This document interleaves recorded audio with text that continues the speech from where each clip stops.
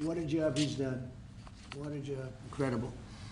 I want to thank you very much, and thank you, JD, for helping along. Good job. Really good job. Any questions, please? Mr. President, yes. You promised on the campaign trail to bring forth a manufacturing renaissance. You just mentioned $17 trillion in your first 7 months or so. Right. Can you talk about how an investment like this, all the other ones that you laid out, will positively impact the millions of Americans that trusted you with their vote? Thank you very much. It changes our country. I mean, our country is a very different country than it was 6 months ago. And people like Tim are coming. We had Micron in yesterday. We had all of the big, great companies that you read about, you don't know about, but you read about. Many of them were making products outside of our country. Foolishly, we lost them. If we had the right person sitting in that seat, that would have never happened 20 and 30 years ago. When you look at the chip business, it would have never left our shores. We had 100% of chips originally, and then we slowly got taken down to nothing. We have the biggest chip companies, the both of them, but we have the biggest in the world coming in. They're going to Arizona and beyond. And we're going to have, in a short period of time, we'll be up to almost 50% of the chips from starting in nothing. And that's something. But we have the greatest companies in the world coming into our country, and that means jobs, and it means wealth, and wealth means security for our people. Okay? Brian? Yes, sir. Congratulations on this investment, President Trump and Thank you. With a great example of putting America first. What does the labor force look like to fill these jobs that you have? Do we have enough skilled American workers to fill these? Well, we do have a lot of workers, and we have a lot of workers that hadn't been looking for work because they were disincentivized, frankly. And people like Tim have tremendous schools and training centers that they build along with a lot of their big plants where they train people on whether it's glass, like in Kentucky, or computers, or whatever they might be doing. It's a complex world, and they train people, and they do a great job. So it's a whole new workforce. Now, we have a lot of them in energy because, you know, they've always liked energy. As you know, coal has opened up big. We brought it back and brought it back in a very large way. You know, China's right now building 58 coal-fired plants, 58 big ones. And here we were saying, we don't take coal. We have more coal than anybody else in the world. We have more oil and gas than anybody else in the world. But we have tremendous energy jobs, and the energy, as you know, we're booming with energy. And that's why the gasoline prices are down. The costs are down. I just hope when they watch these shows, I watch this, I won't use names because I just make them better known, that nobody knows who they are. But I watch this group of people on CNN and MSDNC too, the same thing, where they say, well, costs have gone up. Costs haven't gone up, they've gone down. I'm telling you, the thing that's gone up is stock prices, and success of our country. Our country is really, really doing well, successful. Yes, ma'am? Yes, Mr. President, have Putin and Zelensky agreed to a summit yet? And where and when would that be? Well, there's a very good prospect that they will. And we haven't determined where, but we had some very good talks with President Putin today. And there's a very good chance that we could be ending the end of that road. That road was long and continues to be long, but there's a good chance that there will be a meeting very soon. How close do you think you are to a deal? Excuse me? How close do you think you are to some kind of deal? Well, I don't want to say. I've been disappointed before with this one. You know, we've solved 5 wars, plus add to that Iran, where we wiped out their nuclear capacity for weapons. They would have had a weapon within 2 months, maybe less, and that was totally obliterated. It turned out it was a total obliteration, and the pilots and the people that did that job are really, we have the greatest armed forces in the world, but that was really something. In fact, there's a model of the plane right there. So, you got to bring that up, Susie. We have to see that.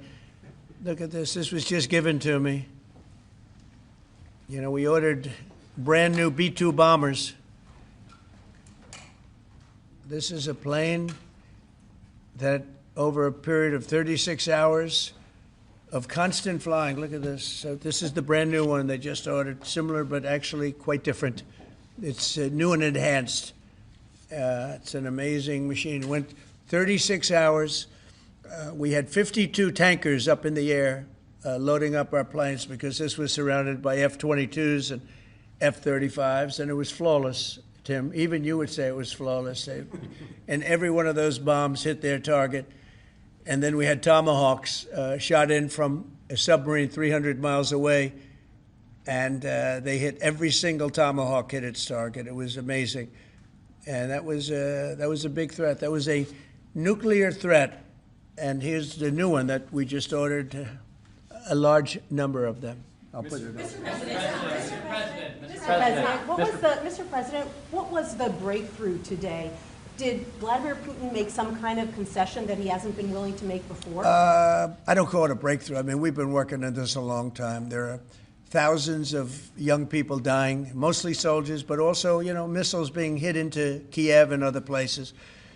But in terms of soldiers, I think Russia's lost over 20,000 since the beginning of the year. 20,000. And I guess the estimate for Ukraine is about 9,000. It's a terrible situation. We want to get it stopped. We don't have American soldiers there, but I feel I have an obligation to get it stopped. This was not my war. This war would have never started, not even a chance. And it didn't start for 4 years. It went 4 years and it didn't start. But this is Biden's war. This was on his watch. And, it's funny, we had no land was taken from Trump. It was taken from Bush. It was taken from Biden. The whole thing they would take from Biden if it weren't for us. But it was taken by Obama. Take a look at what was taken with all of the land that was taken. Nothing was taken by Russia from us. Not 1 ounce of land was taken. I'm here to get the thing over with. It would have never started if I were president, and we're here to get it stopped and get the death stopped. Yeah, please. Mr. President, in the past, you said you would know if Putin was tapping you along. What gives you any confidence that he is or isn't doing that this time around? Can't answer the question yet. I'll tell you in a matter of weeks, maybe less. But we've made a lot of progress. And as you know, we put a 50% tariff on India on oil. They're the second largest. They're very close to China in terms of the purchase of oil from Russia. But so I don't know if that had anything to do with it. But we've had very productive talks today. Yes, ma'am? President Trump, on federalizing D.C., are you considering taking over the D.C. police? Is that an option on the table? We're considering it, yeah, because the crime is ridiculous. I could show you a chart comparing D.C. to other locations, and you're not going to want to see what it looks like. It was just up on television, actually. They were showing it.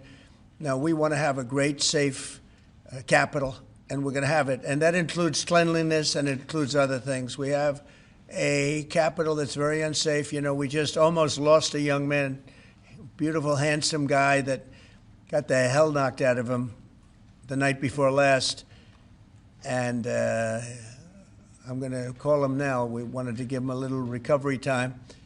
We just put a call into him. They're calling back in a little while. But he went through a bad situation, to put it mildly, and there's too much of it. We're gonna do something about it. So whether you call it federalized or what, and that also includes the graffiti that you see, the papers all over the place, the roads that are in bad shape, the medians that are falling down, the median in between roads that's falling down.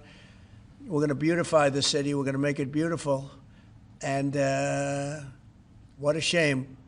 The rate of crime, the rate of muggings, killings, and everything else, we're not going to let it. And that includes bringing in the National Guard, maybe very quickly, too. And do you want Congress to look at overturning the D.C. Home Rule Act? We're going to look at that. In fact, the lawyers are already studying it. We have to run D.C. This has to be the best-run place in the country, not the worst-run place in the country. And it has so much potential. And we're going to take care of it. You're going to be safe. You're going to be safe walking down streets. You're not going to get mugged. Mr. President, if you do reach a deal with Ukraine and Russia, would you drop the additional tariffs on India? Well, we'll determine that later. But right now they're paying a 50% tariff. Okay. Yeah, please. One for Mr. Cook as well. Yeah, please. Sure. The president wants a made-in-the-USA iPhone. What are the chances that you can actually make that happen? Well, if you look at the bulk of it, we're doing a lot of the semiconductors here. we're doing the glass here, we're doing the Face ID module here, and so there's a ton of it. And we're doing these for products sold elsewhere in the world. And so there's a lot of content in there from the United States. But what about the whole thing? We're very proud of it. Can you make the whole thing is here? just the final assembly that you're focused on. And that will be elsewhere for a while.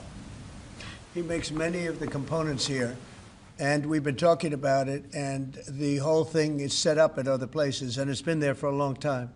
So in terms of cost and all, but I think we may incentivize him enough that one day he'll be bringing that. But he brings most of the stuff. Look, he's not making this kind of an investment anywhere in the world, not even close. He's coming back. I mean, Apple's coming back to America. Thank you. Mr. President, Indian officials have said that there are other countries that are buying Russian oil. It's okay. Like China, for instance, It's buys okay. more. Yeah. Why are you singling India out for these additional sanctions? It's only been 8 hours. So let's see what happens over the next. Sanctions you're going to see a lot more. So this is a taste of You're what's going to to see a come. lot more. You're Mr. going to see so much secondary sanctions. Yes, ma'am. Sorry, you were the driving force behind Operation Warp Speed, these mRNA vaccines that are the gold standard. Right. Now your health secretary is pulling back all the funding for research. He's saying that the risks outweigh the benefits, which puts him at odds with Research the on entire what? medical community and with you. What is going Yeah. on? Research on what? Into mRNA vaccines. Well, we're going to look at that. We're talking about it, and they're doing a very good job. And, you know, that is a past.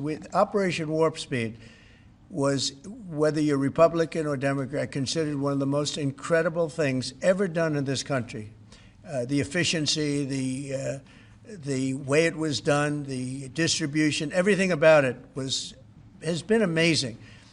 But, you know, that was now a long time ago, and we're on to other things. But we are speaking about it. We have meetings about it tomorrow at 12 o'clock, and we'll determine.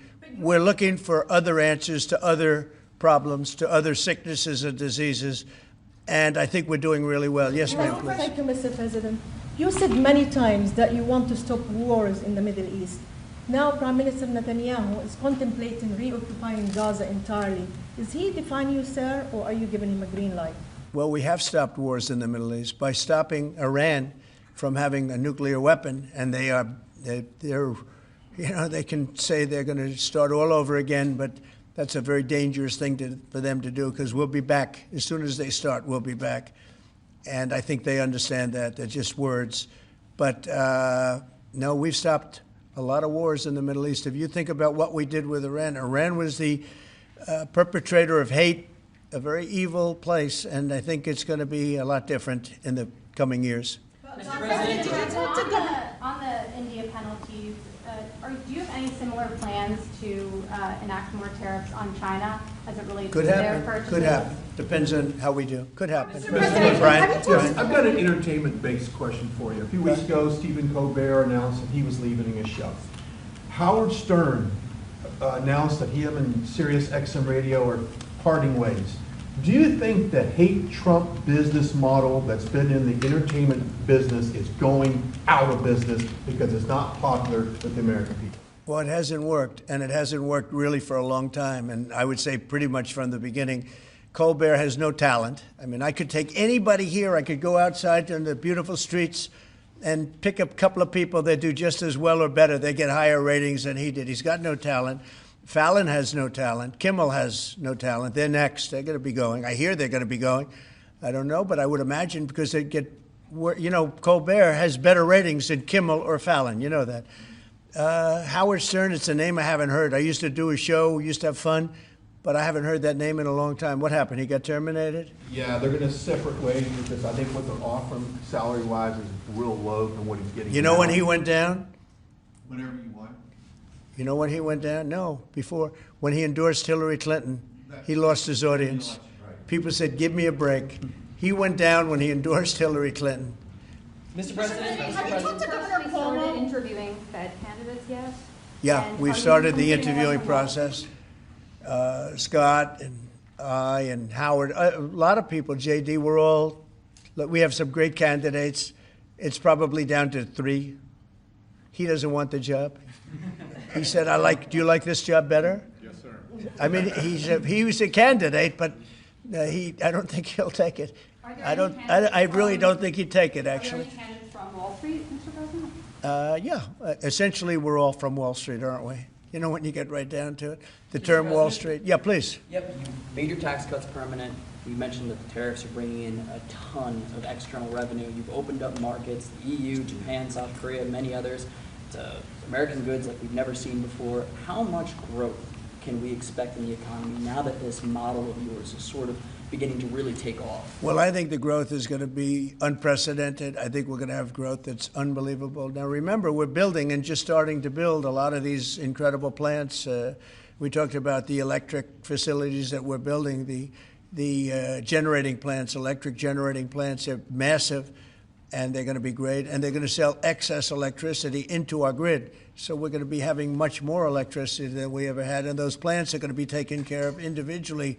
I know Tim is building one in one of his big factories, but especially for AI because it needs so much electricity. So I appreciate the question very much. I think the growth is going to be unprecedented. Did you have a phone call with Andrew Cuomo? Did you speak to Andrew Cuomo? I haven't. No, I haven't. Mr. President, have you been briefed on what Ghislaine Maxwell told Todd Blanche? No, I haven't.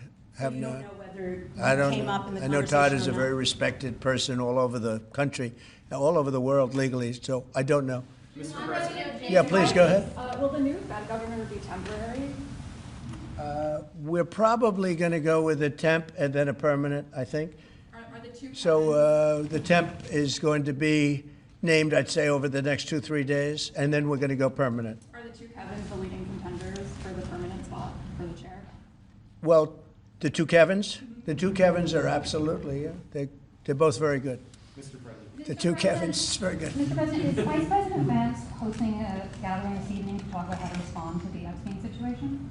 Is he working on what? Is he hosting some kind of gathering of top advisors this evening to talk about how to respond to the Epstein situation? I don't know. I could ask you that question. I don't know of it, but I think here's the man right here. I saw it reported today, and it's completely fake news. We're not meeting to talk about the Epstein situation, and I think the reporter who reported it needs to get better sources. Look, the whole thing is a hoax. It's put out by the Democrats because we've had the most successful 6 months in the history of our country, and that's just a way of trying to divert attention to something that's total bullshit. Okay? Yeah, please. A new Gallup poll says that Elon Musk is the most unpopular public figure in the country right now.